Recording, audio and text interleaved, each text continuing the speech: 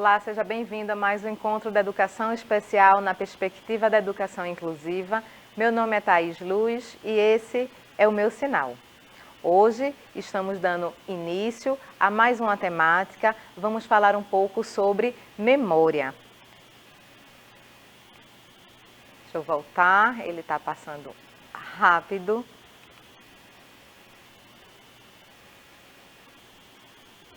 Pronto, agora foi. Então, a gente vai falar um pouco sobre memória. Você, professor da sala de recurso, como estimular esse estudante, não é? Você que é da família, que nos assiste, nos acompanha também, você também pode fazer essa estimulação da memória do seu filho, da sua filha. É importante esse trabalho tanto dentro da escola, na sala regular, tanto no atendimento educacional especializado, quanto em casa. A participação da família também é de muita importância e é muito valiosa. Bom, vamos falar aqui sobre memória. Então, o que seria a memória? A memória permite o reaproveitamento das experiências do passado e do presente e ajuda a garantir a continuidade do aprendizado. Então, essa memória, ela vai estar relacionada com o que nós percebemos, com o que nós estamos vivenciando. Então, todas as nossas experiências, não é? O cérebro vai captar e vai guardar ou não, transformar aquilo em memória ou não. Está aqui. Então, nós temos a informação, né? Percebemos as informações, seja através do tato, da visual, auditivo, enfim. Todas as informações que nós podemos perceber e captar, elas podem ir para uma memória a curto prazo e dali serem transformadas em memória de longo prazo, ou essa informação pode ser diretamente enviada para a memória de longo prazo.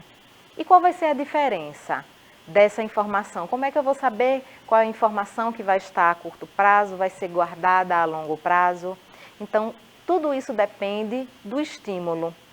Esse estímulo é que é importante. Essa informação como chega na criança, é o que vai ser importantíssimo, é o que vai ser primordial para o cérebro registrar como essa informação ela é importante para eu fixar para toda a minha vida e eu vou guardar ela a longo prazo, ou ela vai ser uma experiência, uma informação momentânea, que só vai servir para aquele momento. Um número de telefone, por exemplo, ligar para determinada loja. Então, você, naquele momento, você percebe aquele número, recebe a informação, que é o número de telefone da loja, você liga para a loja, resolve o problema, e aí, o seu cérebro, será que ele vai gravar aquele número só durante aquele momento? Ou será que ele vai guardar a longo prazo e daqui a anos você vai conseguir lembrar desse número de telefone? Tudo isso, quem vai dizer é o sentimento com o qual você recebe esse número de telefone. A gente vai falar um pouco mais sobre isso. Memória a curto prazo seria o uso imediato para o desenvolvimento de um raciocínio ou para a execução de uma tarefa, que foi eu acabei de dar como exemplo a questão do número de telefone. Então, o seu cérebro vai usar aquela informação imediato para um curto prazo. Ele apenas reserva esse número, é o tempo de você discar e fazer essa ligação e talvez você nunca mais precise lembrar desse número de telefone. E a memória de longo prazo? É uso imediato para o desenvolvimento de um raciocínio ou para a execução de uma tarefa. Você vai utilizar essa memória de longo prazo para a execução de uma tarefa, para tentar fazer um uso imediato desse número de telefone, dessa informação que você venha a recordar. Bom, a memória de longo prazo, nós podemos dizer que ela tem duas submemórias, vamos dizer assim. A memória implícita e a memória explícita. Qual seria a diferença dessas duas memórias que estão ali dentro da memória de longo prazo? A memória explícita é quando sabemos que uma determinada tarefa envolve memorização e fazemos esforços conscientes para memorizar imagens, palavras ou textos, acionamos a memória explícita. Então, essa memória explícita, ela está ali, é uma memória que nós buscamos ela, né? Nós fazemos algum esforço para recordar, nós forçamos o nosso cérebro a trazer essa informação. Então, essa seria, dentro da memória de longo prazo, a memória explícita. Já a memória implícita, está aqui, quando não temos consciência do processo de memorização, usamos a memória implícita. Ora, quando a gente está ali dentro de um ônibus ou sem fazer alguma atividade e estamos com a cabeça em outro lugar, vamos dizer assim, né? Quando a criança está olhando para o nada, as lembranças que vêm à nossa mente, sem que a gente queira que ela venha, essas são as memórias implícitas.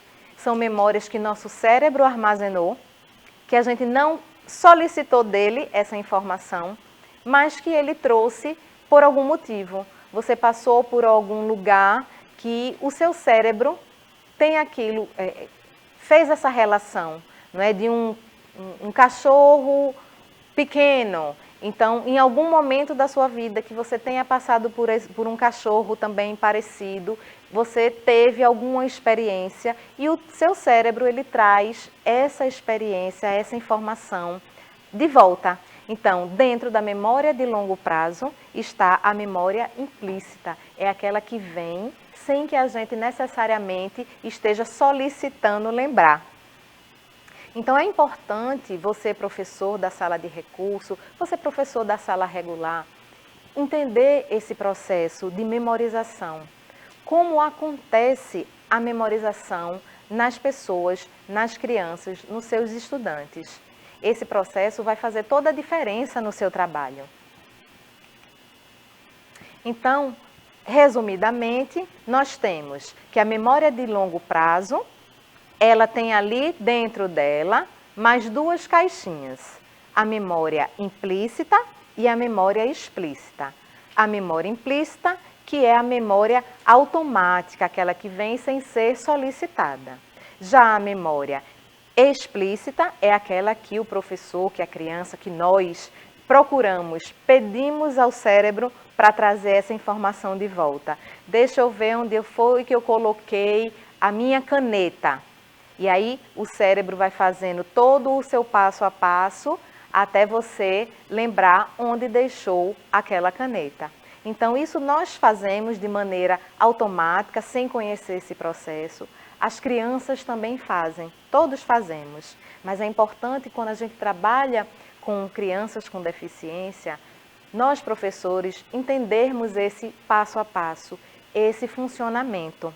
Porque é a partir dele que a gente vai proporcionar a esse estudante a aprendizagem, a evolução dele na aprendizagem, na autonomia dele. Então, quando a gente sabe como funciona esse processo de armazenamento de informação cerebral, não é? A gente consegue trabalhar de uma maneira mais eficiente com esse estudante. Bom, antes de falar da aprendizagem, eu queria voltar aqui um pouquinho e colocar de maneira mais simples, talvez, que você, professor, consiga compreender, você, família. Nós temos a informação, essa informação nos chega através do córtex. É uma área do cérebro, mas ela chega através do córtex. Ela é direcionada até a amígdala, que é uma parte do cérebro responsável por trabalhar essa informação, a parte das emoções. Como foi que essa informação chegou emocionalmente para mim? Ela foi uma emoção boa? Foi uma emoção triste? Foi um sentimento de dor? Ou foi apenas uma informação que não trouxe com ela nenhum tipo de sentimento? E dali, essa amígdala, ela vai lá para o hipocampo. É no hipocampo que vai decidir, não é, se essa informação ela vai ser guardada a longo prazo ou a curto prazo. É esse processo, claro, de uma maneira muito resumida, muito simplificada, não é? O nosso cérebro tem várias sinapses, várias terminações, vários movimentos, mas de uma forma resumida é isso que acontece. Então veja que a amígdala, ela está ali para trabalhar a questão do sentir, não é? De como essa informação chegou através do sentimento. Essa informação ela foi triste e geralmente as informações que são mais guardadas a longo prazo são informações que impactam a nossa vida de alguma maneira, seja pelo lado positivo ou negativo. Mas geralmente é o que mais lembramos. Ou foi muito bom e a gente relembra com muita facilidade, ou foi muito ruim e a gente também grava essa memória com maior facilidade e a longo prazo. Para sempre a gente vai lembrar dessa experiência que não foi tão boa. Diferente de um número de telefone, quando a gente vai ligar para uma loja apenas para saber uma informação. Então ali essa informação não me trouxe, não nos traz nenhum tipo de sentimento.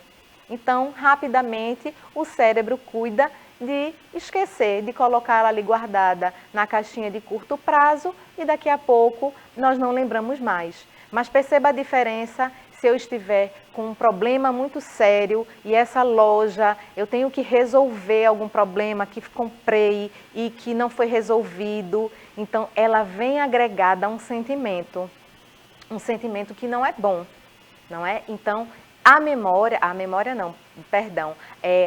o cérebro, ele vai entender que aquela informação, ela está agregada a um sentimento que não é tão bom.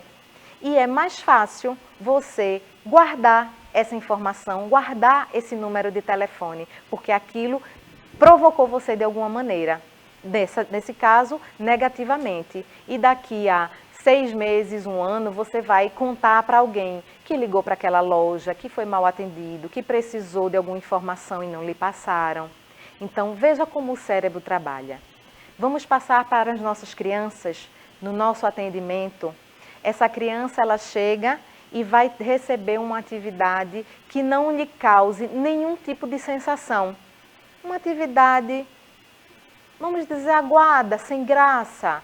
Então, essa criança, ela vai fazer naquele momento, não é? Porque o professor orientou, o professor explicou e ela está ali prestando atenção, ela vai ali fazer por fazer mecanicamente e o cérebro talvez não vá guardar essa informação, porque aquilo não causou a essa criança um sentimento de felicidade, não é? De alegria, de ânimo, de admiração, não causou nenhum tipo de sentimento a essa criança. Então, ela vai concluir a atividade e provavelmente a sua memória de curto prazo vai deixar ela ali um pouquinho e depois vai fazer com que ela esqueça.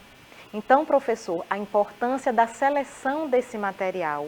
O quão importante é selecionar um material do interesse desse estudante, não é? Voltamos ao que ele se interessa, está lá no PEI, na avaliação dele, não é? Que tipo de recurso, se ele gosta de cores, se ele gosta de animais, se ele gosta de carros. Então, trabalhar o maior número possível de materiais que façam parte da área de interesse desse estudante, para quando ele receba essa informação, lhe cause um sentimento de alegria e de felicidade, para que essa amígdala trabalhe, perceba essas emoções e mande para o hipocampo. E esse hipocampo diga, não, realmente é uma atividade prazerosa que faz sentido ela ser guardada na memória a longo prazo desse estudante. Bom, e tudo isso o que é que tem a ver com a aprendizagem? Aprender é o resultado da interação entre estruturas mentais e o meio ambiente. O que é aprender, senão essa relação com as informações cotidianas, com o dia a dia, a interação com as coisas e com o outro. É com o outro que aprendemos, é com o outro que as crianças aprendem, não é? Então, a aprendizagem é o resultado disso, dessa interação com o outro e com todas essas estruturas mentais que eu acabo de colocar para vocês. Então, veja como fica muito mais fácil aprender quando existe um interesse, quando aquilo desperta sentimentos na criança, sentimentos positivos, claro, de preferência, não é? Mas a aprendizagem fica muito mais fácil.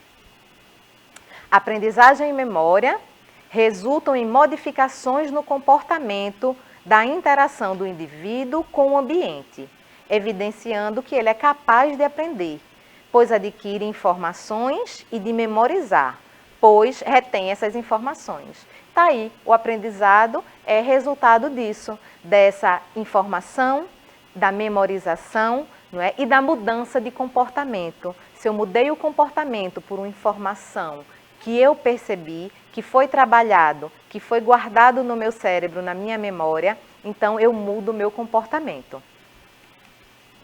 Bom, no nosso próximo momento vamos falar um pouco mais sobre esse assunto tão importante que é a memória, como isso interfere diretamente no trabalho do professor com essa criança e como a gente deve estar atento aos estímulos da memória dos nossos alunos. Eu espero você no nosso próximo momento. Até lá!